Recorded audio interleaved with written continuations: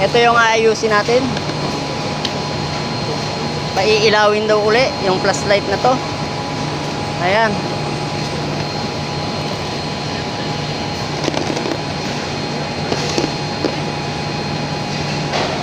Bali ano siya, 6 na battery na size D. Ayan. Ayan yung gagawin natin. Paiilawin daw natin, pagaganahin natin uli.